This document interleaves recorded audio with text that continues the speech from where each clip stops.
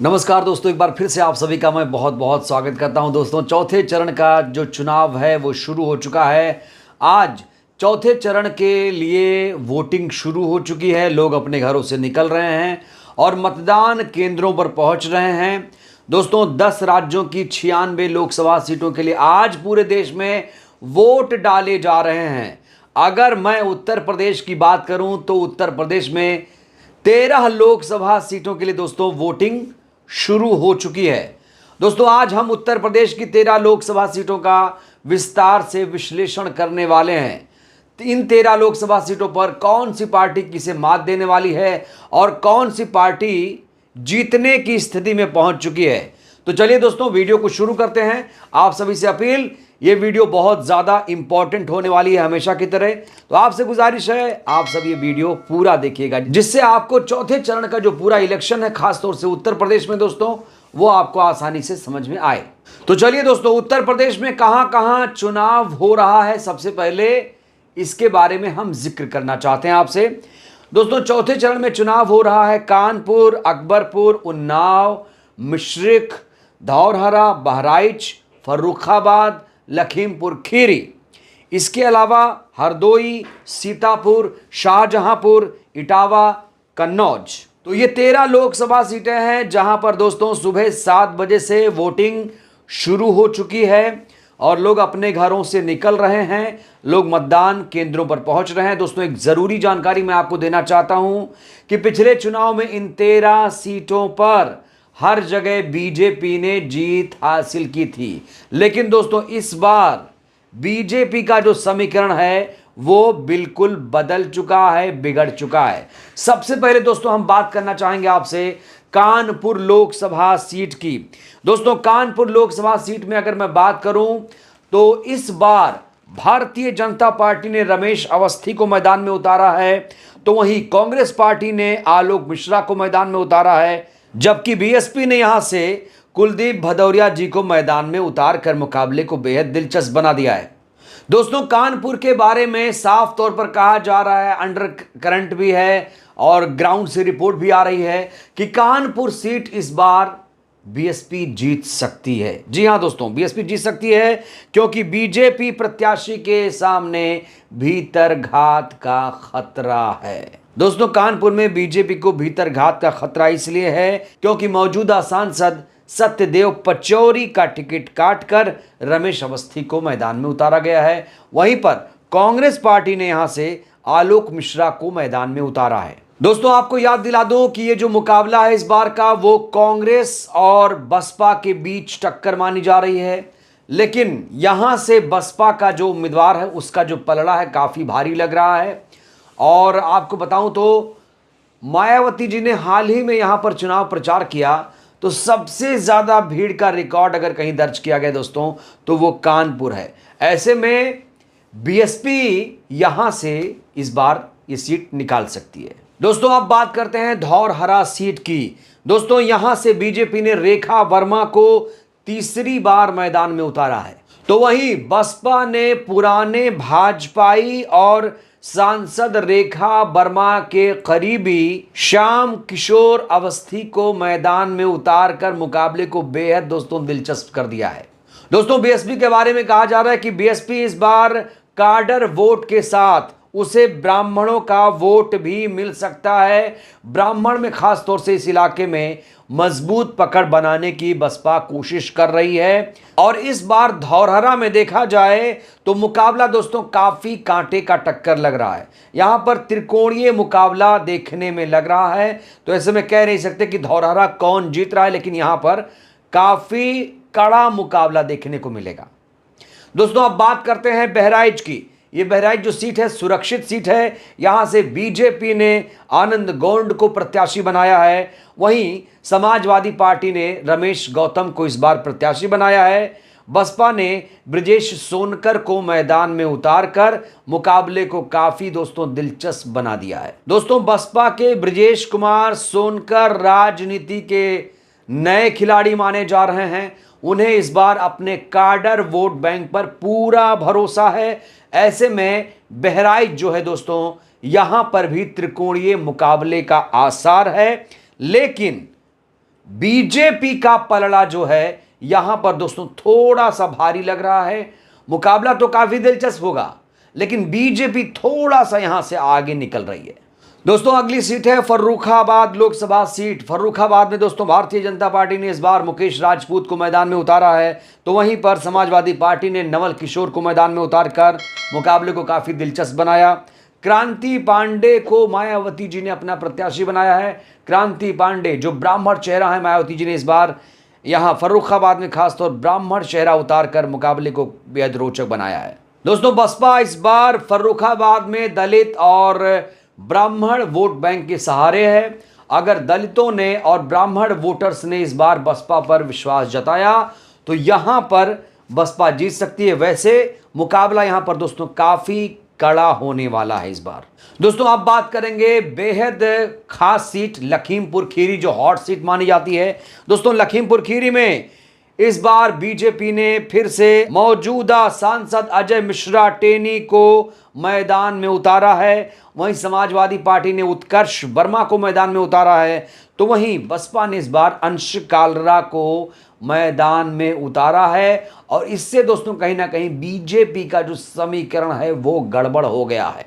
टेनी के सामने कहा जा रहा है कि जीत की चुनौती होगी, क्योंकि तिकोनिया कांड जो था, तिकोनिया कांड याद करिए, उनका पीछा नहीं छोड़ रहा है। इस बार बसपा को लखीमपुर खीरी में युवा वोटर और किसानों का साथ मिलने की भी संभावना है। कुल मिलाकर दोस्तों बीजेपी यहां पर शिकस्त खाएगी, बीजेपी की मात होगी और बसपा लखीमपुर खीरी दोस्तों जीत सकती है। कहा जा रहा है कि बसपा यहां पर बहुत ज्यादा मजबूती से चुनाव लड़ रही है। दोस्तों अगली सीट की बात करेंगे। अगली सीट है अकबरपुर। अकबरपुर में दोस्तों भारतीय जनता पार्टी ने इस बार देवेंद्र सिंह भोले को मैदान में उतारा है, तो वहीं पर समाजवादी पार्टी ने राजा रामपाल को मैदान में उतारा है, जबकि बसपा ने राजेश द्विवेदी जो ब्राह्मण चेहरा है इन्हें मैदान में उतारा है। भारतीय जनता पार्टी यहां वैसे तो हैट्रिक लगाने का ख्वाब देख रही है, लेकिन दोस्तों बीएसपी ने उसका खेल इस बार बिगाड़ा है। कहा जा रहा है कि बसपा के राजेश द्विवेदी इस बार देवेंद्र भोले को कांटे की टक्कर दे रहे हैं। दोस्तों आपको बताऊं तो यहां पर 7 लाख ओबीसी वोटर भी वेट एंड वॉच की स्थिति में हैं, लेकिन दलित और मुस्लिम जो है दोस्तों यहां पर एकजुट नजर आ रहा है। और कहा जा रहा है अकबरपुर सीट इस बार बसपा अपने खाते में डाल लेगी।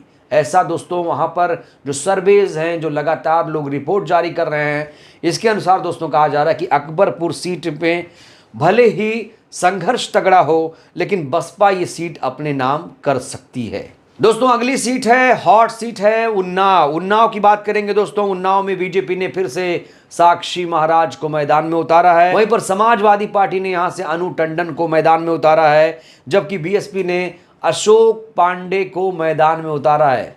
दोस्तों अशोक पांडे भी ब्राह्मण चेहरा हैं। दोस्तों अगर मैं उन्नाव की बात करूं तो उन्नाव में लोध वोटर करीब 5 लाख हैं, जबकि ओबीसी 8 लाख के आसपास वोटर हैं और बीजेपी इसे ही अपना जीत का आधार मान रही है। वहीं जो बसपा है अपने काडर वोट के साथ ब्राह्मणों के सहारे है।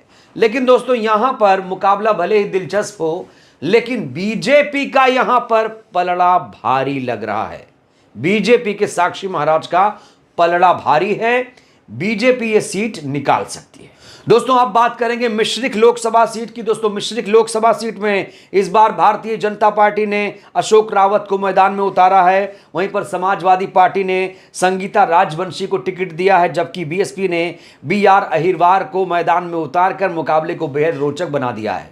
दोस्तों मिश्रिख एससी सीट है, एससी के लिए रिजर्व है, आरक्षित सीट है। ऐसे में यहां पर मुकाबला काफी रोचक होने वाला है। कहा जा रहा है कि रिश्तेदारों के बीच एक चुनावी नूरा कुश्ती यहां पर देखने को मिलेगी। काफी रोचक मुकाबला दोस्तों इस बार मिश्रिख में आपको देखने को मिलेगा। मिश्रिख सीट पर सवर्ण और पिछड़ी जातियों का ज्यादा असर है, खासा असर है। इस सीट पर बात करें तो 90% ग्रामीण आबादी है। ऐसे में गांव वालों का रुझान इस बार किस पार्टी पर रहेगा दोस्तों, इस चीज पर भी दोस्तों मिश्रिख लोकसभा का चुनाव बहुत ज्यादा निर्भर करता है। तो यहां पर बहुत रोचक मुकाबला होगा दोस्तों। अगली सीट है हरदोई लोकसभा सीट की दोस्तों बात करूं तो हरदोई में इस बार जयप्रकाश को बीजेपी ने टिकट दिया है। पिछले 10 साल से बीजेपी का यहां पर कब्जा है। समाजवादी पार्टी ने उषा वर्मा को मैदान में उतारा, जबकि बसपा ने भीमराव अंबेडकर जी को, जो एमएलसी हैं उत्तर प्रदेश में, उन्हें मैदान में उतारा है। दोस्तों कहा जा रहा है कि हरदोई के मतदाता वैसे बहुत ज़्यादा इस बार खामोश हैं। यहां अनुसूचित जाति के करीब 31% और मुस्लिम मतदाता 13% हैं।